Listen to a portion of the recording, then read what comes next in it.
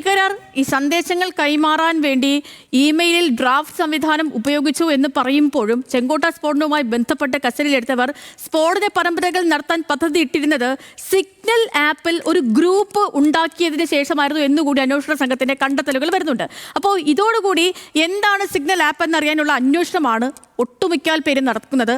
ആ സെർച്ച് ആണ് കൂടുതലായിട്ടും ഇപ്പോൾ ഗൂഗിളിൽ നിറയുന്നതും. അപ്പോൾ അതുകൊണ്ട് തന്നെ നമ്മൾ പരിശോധിക്കുന്നു സുരക്ഷയ്ക്ക് സ്ക്രീൻ കാർഡ്.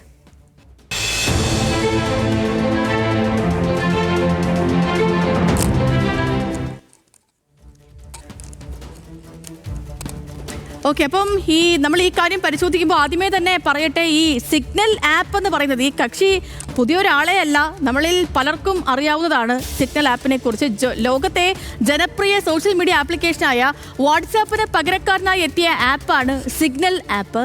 വാട്സാപ്പിന്റെ ചില നയമാറ്റങ്ങളിൽ കലിപൂണ്ട ഉപയോക്താക്കളാണ് സിഗ്നൽ ആപ്പിലേക്ക് തള്ളിക്കേറാൻ ശ്രമിച്ചത്.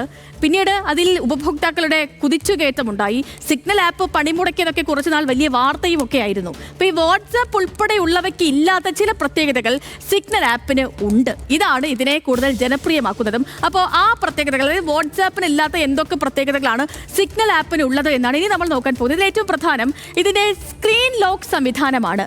ഈ സിഗ്നൽ ആപ്പിന്റെ ഏറ്റവും പ്രധാനപ്പെട്ട ഒരു ബോണസ് മാർക്കാണ് ഇതിന്റെ സ്ക്രീൻ ലോക്ക് സംവിധാനം എന്ന് പറയുന്നത്. അതായത് ഇപ്പോൾ ഉദാഹരണത്തിന് നമ്മുടെ ഫോണ് കളഞ്ഞു പോയി എന്ന് വെക്കൂ, അതിപ്പോൾ മറ്റൊരാൾക്ക് കിട്ടുകയും ചെയ്തു.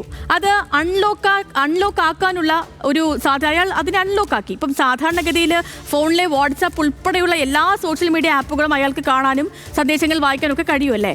സോഷ്യൽ മീഡിയയിൽ പ്രത്യേക പാസ്വേഡ് നമ്മൾ ഇട്ടിട്ടില്ലെങ്കിൽ ഇപ്പോൾ ഈ ഫോൺ അൺലോക്ക് ആയാലും സിഗ്നൽ ആപ്പ് തുറക്കാൻ കഴിയില്ല എന്നുള്ളതാണ് ഇതിൻ്റെ ഒരു സുരക്ഷാ മാനദണ്ഡം. കാരണം അതിന് പിൻകോഡും ബയോമെട്രിക് ലോക്കും ഒക്കെ നിർബന്ധമാണ്. ഇതാണ് അതിൻ്റെ സുരക്ഷ. അതായത് വാട്സാപ്പിനേക്കാളും എത്രയോ മടങ്ങ് സുരക്ഷ കൂടുതലാണ് സിഗ്നൽ ആപ്പിനെന്ന് പറയാനുള്ള കാരണം. ഇത് മാത്രമല്ല, അനാവശ്യ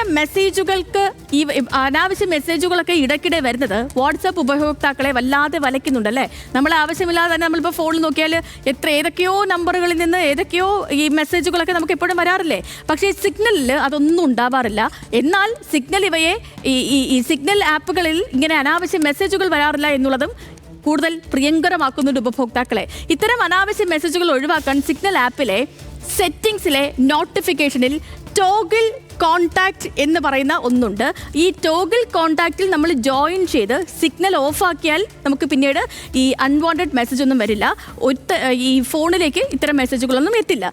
മറ്റൊരാൾക്ക് അയച്ച മെസ്സേജുകൾ അത് വീഡിയോ ആയാലും അല്ലെങ്കിൽ ഓഡിയോ അല്ലാത്തവയൊക്കെ സ്വീകർത്താവിന് വീണ്ടും കാണാനും കേൾക്കാനും പറ്റും എന്നുള്ളതും ഇതിൻ്റെ ഒരു പ്രത്യേകതയാണ്. അത് ദിവസങ്ങളോ മാസങ്ങളോ ഒക്കെ കഴിഞ്ഞ് വേണമെങ്കിൽ അത് വീണ്ടും കാണാൻ പറ്റും, മെസ്സേജുകളൊക്കെ കാണാൻ പറ്റും. പക്ഷേ ഇത് ഒരിക്കൽ മാത്രമേ കാണാനാവൂ എന്നുള്ളതും പറയണം. കണ്ടു കഴിഞ്ഞാൽ അത് തനിയെ തന്നെ അപ്രത്യക്ഷമാവുകയും ചെയ്യും. സിഗ്നൽ ആപ്പിൽ 2014 ഈ സിഗ്നൽ ആപ്പിന്റെ പ്രവർത്തനം തുടങ്ങുന്നത്. കാലിഫോർണിയയിലെ മൗണ്ടൻ വ്യൂ ആസ്ഥാനമാക്കി പ്രവർത്തിക്കുന്ന സിഗ്നൽ ഫൗണ്ടേഷനാണ് ഇത് കണ്ടെത്തിയത്. അവരാണ് ഇതിനെ ആദ്യം കൊണ്ടുവരുന്നത്. സിഗ്നൽ മെസ്സഞ്ചർ LLC എന്നീ സ്ഥാപനങ്ങളുടെ ഉടമസ്ഥതയിലുള്ളതാണ് സിഗ്നൽ ആപ്പ് എന്ന് പറയുന്നത്. ഇത് വർഷങ്ങൾക്ക് മുൻപ് തുടങ്ങിയതാണെങ്കിലും കേരളത്തിൽ ഇപ്പോഴും അത്ര വലിയ ഹിറ്റൊന്നുമല്ല. ഓപ്പൺ സോഴ്സ് സോഫ്റ്റ്വെയർ ഉപയോഗിച്ചാണ് സിഗ്നൽ ആപ്പ് തയ്യാറാക്കിയിരിക്കുന്നത്. അതുകൊണ്ട് തന്നെ ഈ ആപ്പിന്റെ ഓപ്പൺ സോഴ്സ് കോഡ് ആർക്കും പരിശോധിക്കാം. അതുകൊണ്ട് കമ്പനിയുടെ രഹസ്യ ഇടപെടൽ ഒഴിവാക്കുകയും അതേപോലെ അതിന് ഈ പുറത്തു നിന്നുള്ള ഇടപെടലൊന്നും ഇല്ലാത്തത് കൊണ്ട് തന്നെ ഉപയോക്താക്കൾക്ക് കൂടുതൽ ആകർഷണീയമാണ് ഈ സിഗ്നൽ ആപ്പ് എന്ന് പറയുന്നത്. അതുകൊണ്ട് തന്നെ ഈ ഭീകര പ്രവർത്തനങ്ങൾക്ക് കൂടുതലായിട്ട് സിഗ്നൽ ആപ്പ് ഉപയോഗിക്കുന്നു എന്നാണ് NIAയുടെ ഇപ്പോഴത്തെ കണ്ടെത്തൽ. മാത്രമല്ല, അറസ്റ്റിലായവരൊക്കെ അവരുടെ സന്ദേശങ്ങൾ പരസ്പരം കൈമാറാൻ സിഗ്നലിൽ പ്രത്യേക ഗ്രൂപ്പുകൾ ഉണ്ടാക്കിയിരുന്നു. അതുവഴിയായിരുന്നു കൈമാറ്റം എന്നുകൂടിയാണ് അന്വേഷണ സംഘം കണ്ടെത്തിയിരിക്കുന്നത്. അപ്പോൾ ഇതാണ് സിഗ്നലുമായി ബന്ധപ്പെട്ടുള്ള കാര്യം.